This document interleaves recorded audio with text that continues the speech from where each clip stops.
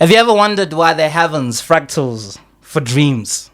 Well, it is because of this man who has the simple profoundness of an ocean floor with an abyss of contemplation, presenting to you Thando Motumi, Metamorphosis. Right, so let me welcome you to the Ink and Think podcast. My name is Kabelo Segefrang. My guest today, as I've said, his name is Metamorphosis Thando Motumi. He is a scientist, he is a poet, he is a philosopher, he is a teacher. He's literally everything that you've ever dreamt of becoming. This man is living the lives of 4 people. Thando, welcome, man. Thank you so much for having me, and thank you for the amazing intro. Yeah, man, you are brilliant. The actual first time I actually got to see you, it was like some years ago. I think probably 6 years ago at Word and Sound. Nice. And I was actually rooting for you, but my thing was that his poetry is so complex. I'm rooting for this guy, but I can't understand what he's saying. But obviously I grew up and then I had a better ear. Now I can understand, oh, snap. This is what he was saying, man. Most definitely. Yeah. Can you actually talk a little bit about the scientist part of you? Oh, sure. Yeah. No problem. Why did you become a scientist? I think, to be honest, I wasn't really that great at science in school.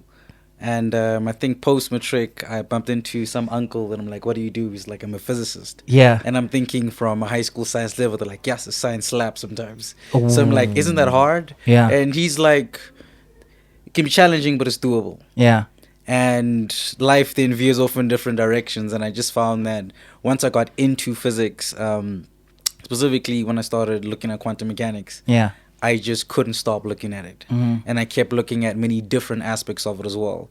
So in terms of what's happened recently, last year graduated twice, Mm-hmm. finished my honors in science, majoring in physics and chemistry at WITS. Yeah. With, by the grace of God, back-to-back distinctions for Distinctions, physics, man. Yeah. and chemistry in both semesters. Yeah. And the hardest one was rolling the dice around April, May. Yeah. Universities like, will sponsor a diploma in quantum computing. Yeah. And in my head, I'm like, yes, your schedule's really hectic. You're teaching 188 students Monday to Friday. Weekends teaching another 120 or so maths as well. Extra classes for maths, coaching, public speaking. You're still finishing off postgrad at WITS at the time, doing my honors research paper. And I'm like, adding one more thing. But then I thought, the opportunity's here.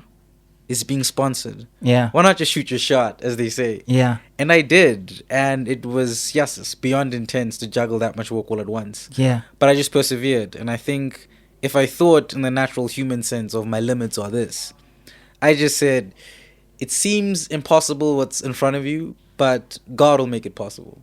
So I just stayed in faith and prayer, made sure I put in the work, then what will be, will be. And I, again, am grateful that I got a distinction for that too, with a course average of 93%. You're living the lives of actually 4 people. Where do you get the energy from? I think I'm so passionate about everything I'm doing that it gives me energy. I think a shaman once said to me, the word interest has rest in it. And by that he meant even when you're extremely exhausted, do something really love doing, like make a beat or whatever, energy will come out of nowhere and you'll just be able to start because you love and are so driven and passionate about that. And I realized in the beginning, I think when I had that strange dream in, I think it was 2018, around there, where I'm driving and I'm on the highway and there's 4 off-ramps and it says there, artist, writer, scientist, educator. And in my mind, I'm like, ish, which off-ramp do you take? And I almost couldn't decide. And then eventually I was like, screw it. I woke up and I was like, that was a very strange dream. Getting that point where society says you have to pick one main role. Yeah. And I just couldn't choose. So I said, you know what? I'm going to do something that might sound crazy to myself and other people. I'm going to do all of the things I love and not drop one of them. But I can't just say that blindly. So I had to make that like an inner seated idea, if I can put it that way, where you don't say it publicly, but you hope eventually through time the work will speak for itself, then you can actually lay that to claim. And the strategy with the approach of seeking self-mastery came so much from studying not just, I guess, the greats in every field, but more importantly, seeing the importance of character. Yeah. Because high skill without character is actually detrimental. Oh. Because it's not useful to be able to do all sorts of things, but you just rub people up the wrong way. And you still won't progress even though you have the skill. I love that. Versus the opposite of, even if you just have the character without the skill, because of the character, I think the opportunity can still present itself. And if you put in the work, you can just become lucky and actually still make it. So I realized that it's actually the character component that's most important. Then I thought all great religions say, of course, know thyself, all great philosophies, which meant I had to now study myself. Of, okay, are you a early morning person, or are you more of a night owl in terms of like mindset and mind and energy? And I find I have a lot of energy at night. Yeah. So you then tailor your schedule according to that.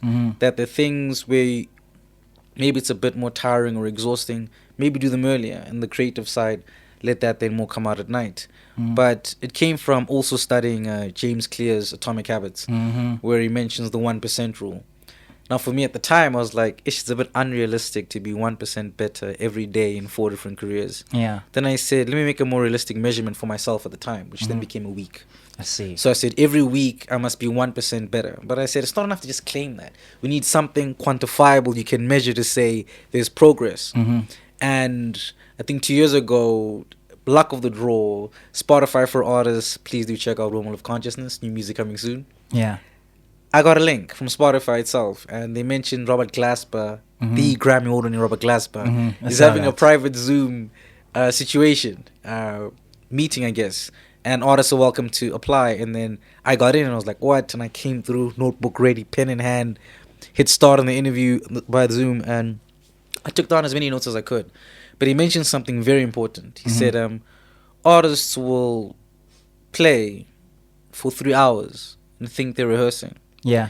And he said he realized that that's not rehearsing. You're just playing. Because to actually rehearse needs to be intentional practice, which means you need to be looking at a specific component in the skill set and focusing on just refining that. Yeah, that. So it's not so much about playing the entire song. It's about a part of a song or a type of chord, or it could really be anything and applying to any field of are you sharpening that aspect.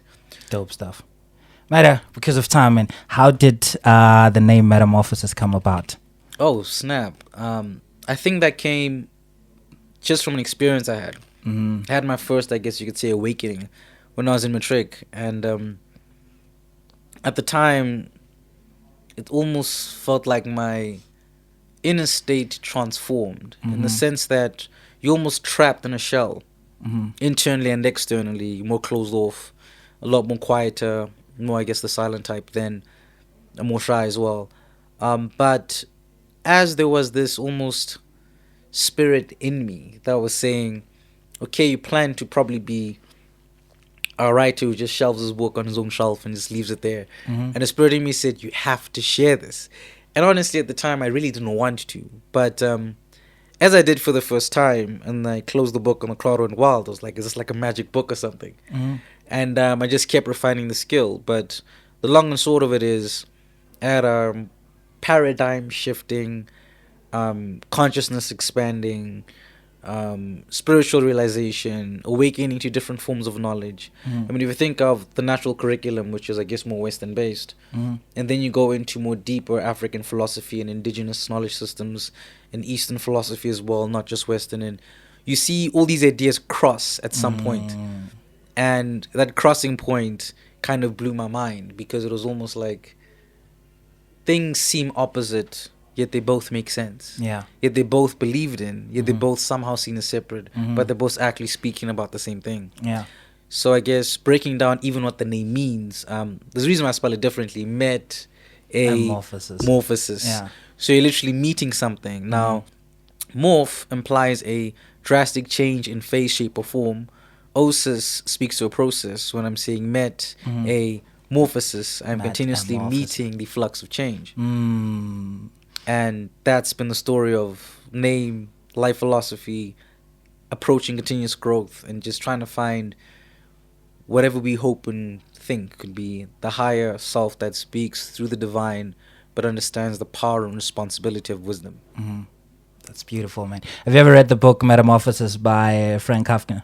I definitely know of it. I've been dying to get a copy, and I definitely will for sure read it. Yeah, you should. I think there's also an online, an audio version of it on YouTube. Oh, sick. Yeah, No, but I'll obviously, definitely be keen. yeah. But I love what you did. Metamorphosis has an album called "The Wormholes of Consciousness." Yes. Yeah, I love what you did with the intro because it was like sort of like explaining what metamorphosis is, but you did it in a very, very, very poetic way. Shout out. No, before we can actually talk about the album, I have a favorite song, a favorite track from the album. The question that I wanted to ask you: do you purposefully make your art to be complex? Not really intentionally at all. I think even the science leaking in was just more because I realized I had such deep passion for science that ideas from that realm will just leak into the work. But beyond that, I'm almost juxtaposing the science with the hidden philosophy behind it. Yeah. A lot of time when I have artists, they always speak about the idea of accessibility, and obviously every time when I hear your poetry, I'm like, it's like Meta wanted us to like be intentional about understanding his art, you know. And I love it, the fact that you don't dumb it down. You're like, you write at where you are. You didn't like come to us, because I know, and I'm aware that you actually know that you have a different brain compared to ours. Yeah, You did that's say true. it in one of the interviews. Yeah. I'm like, damn it.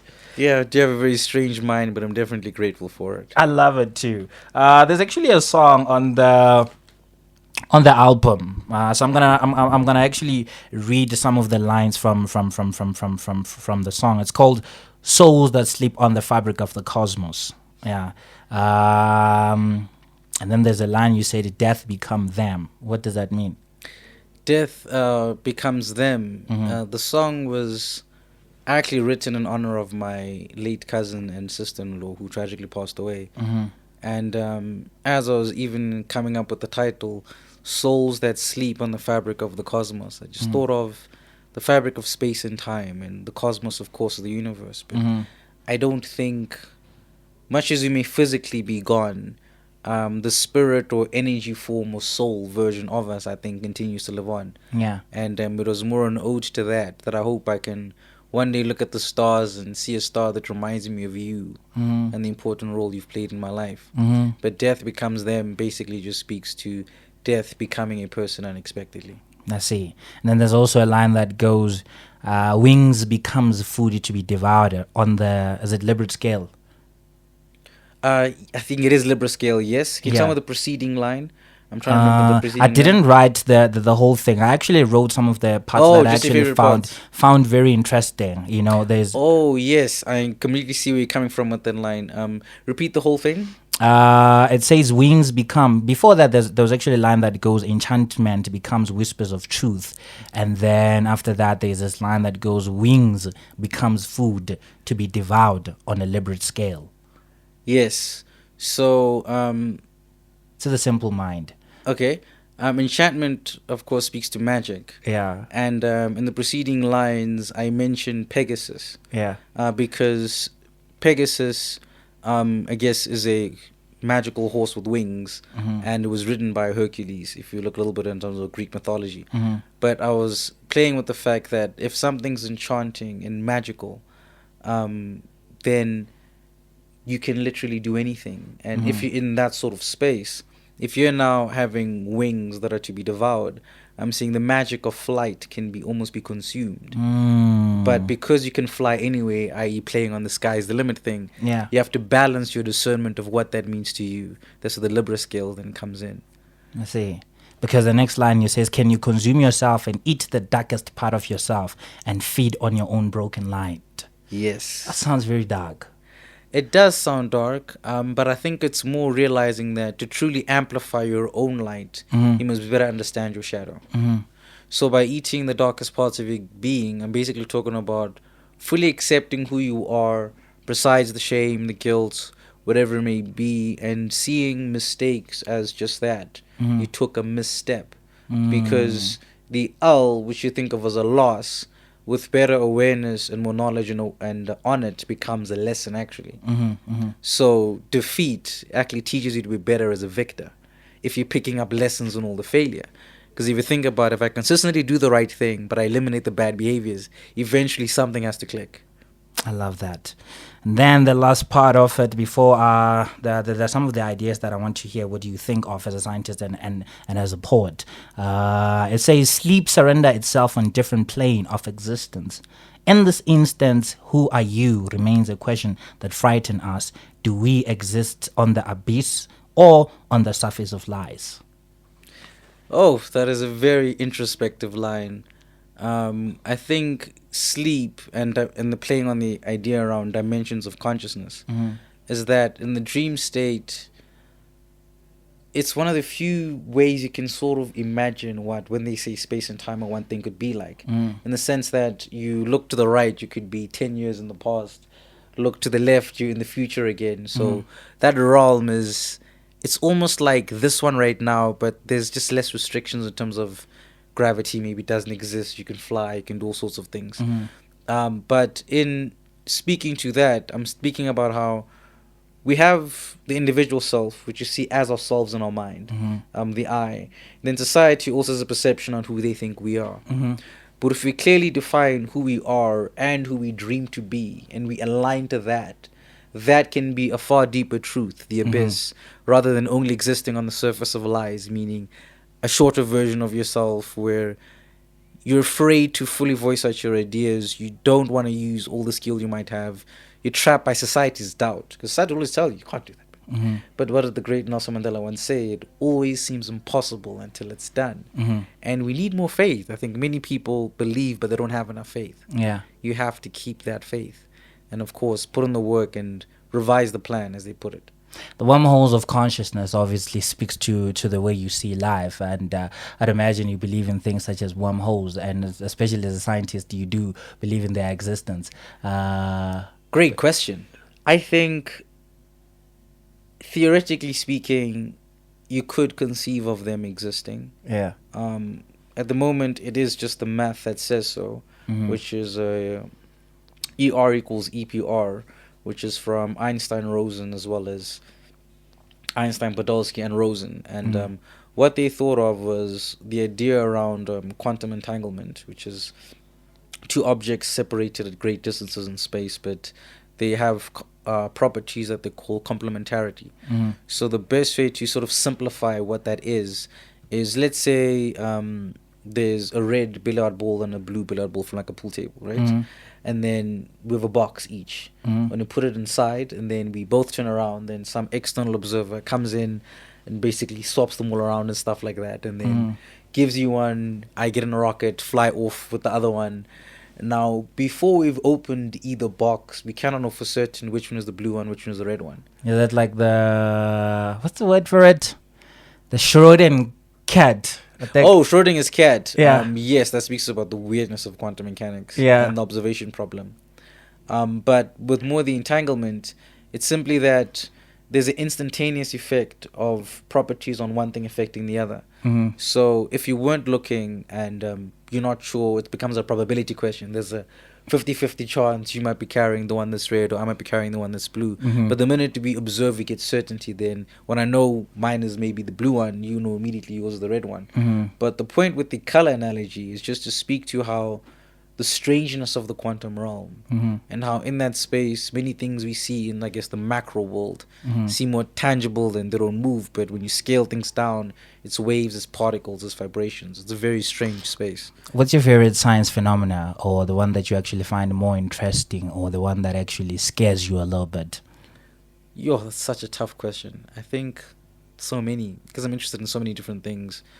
But I think people have been looking for the grand unified theory, which is sort of the theory of everything. And there's been a glitch in that. And I first, I guess, came across the GUT when I was 21, starting to look into this sort of field. And I sort of tried to see, can I find a deeper answer? And at the time, it wasn't from I'm hoping to crack the theory. If I would, that'd be great. But it is from looking for the deeper truths to reality. And as I went on that journey, then you come across your Taoism and your Buddhism and your Stoicism and all these different schools of thought. And then when I gave my special guest lecture at the School of Philosophy in Acropolis, I saw that. sponsored by UNESCO, Mm-hmm. I broke down something where I'd seen like a strange pattern. Now, historically speaking, most philosophers were mathematicians. But as knowledge became corporatized, we now split into subjects, and maths people go here. It's not even science people anymore. It's physics people go there, chemists go there, biologists go there, etc.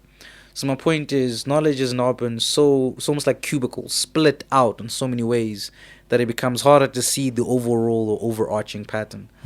And you find that there really is a pattern to it all. And they're just explaining a deeper truth in different ways. I think the best way to explain it is if you think of like a pie or a cake analogy, where all of them have a slice of truth, but they all think that their slice is the entire cake. But it just can't be. It's just a way of explaining the same phenomena. And if you look at it that way, you then understand that we have to be humble before knowledge, because the ground can collapse beneath your feet at any moment, and nobody knows everything. Someone can find a new answer that explains it better and is more accurate, and that theory gets discarded. And I think that should be the point, to just keep pursuing the deeper truth, but have respect for other contexts and relations to truth. I think if I can put it that way. Okay, I'm going to give you a second to, I think we're left with 5 minutes. I'm going to have to give you a little bit of time to perform your favorite poem. I don't know which one is it, but I wanted to know from you, what do you think of the idea that life is actually a simulation? I think it could be a simulation. And there's many ways that people think of that. I mean, one of them would be, I think Elon Musk mentioned this in like an interview, that if you look at 1980s, early to mid, there was like ping pong, just like a rectangle on a ball just bouncing side to side. And then eventually we have consoles, and now we're getting VR headsets, and there could come a time where the technology is now so advanced that you can't tell the VR world from the current world, which would then, I guess, be indistinguishable from reality. And from that sense, it could be possible we're just living in another simulation as well, from that perspective. Another angle would be to take what's referred to as the Adinkra codes. So I forgot the name of the professor. I think it's Professor John Livingston. I have to double check the surname. Please don't quote me on the surname. They might have made a mistake. But basically, he was looking at string theory and supersymmetry theory specifically. Actually, Dr. John Gates, I think that's his name. And what he found was some of the values condensed down to ones and zeros. And he found that a bit strange, where it's like 1, 0, or -1, which is, I guess, -1 being an imaginary number, of course. So nature has strange properties. But another theory would be the fine-tuned universe, where there has to be a reason why all the constants on Earth for electric charge, etc., are the values they are. The numbers might not be a coincidence. So, to be honest, we can't really know for sure until we eventually prove it. But I say, why not? I think be open to the possibility that life could really be anything. The next time we have a conversation, I want us to delve deep into maybe the afterlife. I want us to talk about extraterrestrial. I want to hear your views on aliens.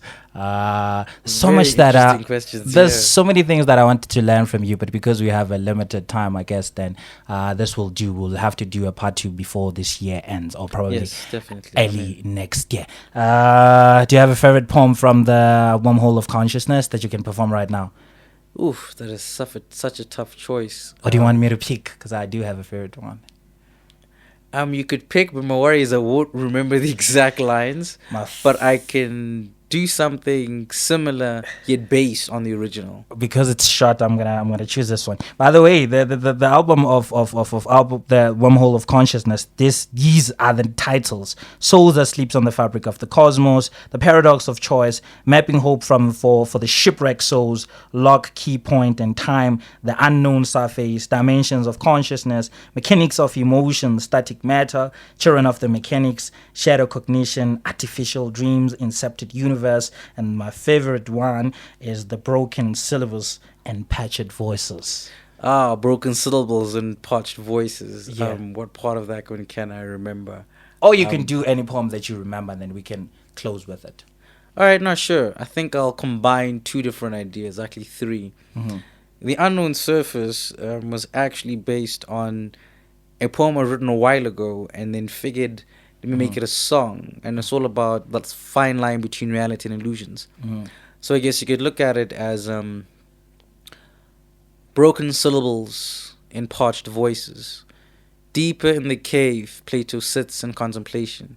Fire sparked like shadows in three forms. The mind unwinds to find a spiraling form as you descend deeper into the abyss. You sit to find enlightenment as fires speak through skies, but the skies speak of different versions of the divine. For in each spirit, each falling thought, each action, each depth to consciousness, each point of explanation becomes a realm where dreams and reality may choose to intertwine. So the other side is not just a mirror or a dimension to consciousness, it's the birth of a gift in time that speaks from a space that surrenders itself to the soul. What does it mean to find your lifeline existing on the melodies of the divine?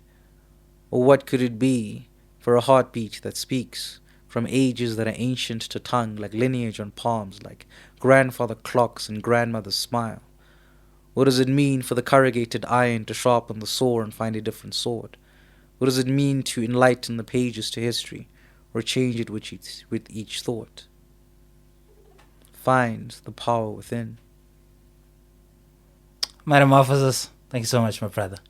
That is dope, man. Shout One out. of the incredible artists of our time, and I feel like you are underappreciated, and we're actually left with a minute. Maraitso, I'm promising you that for the next time, we're probably going to be sitting with Metamorphosis, so Thando Motumi, which actually means fame. I don't know if he knows that, but we're going to be having a conversation with him second round. Thank you to the viewers of this channel. Thank you so much to MPD Studio. And this was another episode of the Ink in Think podcast.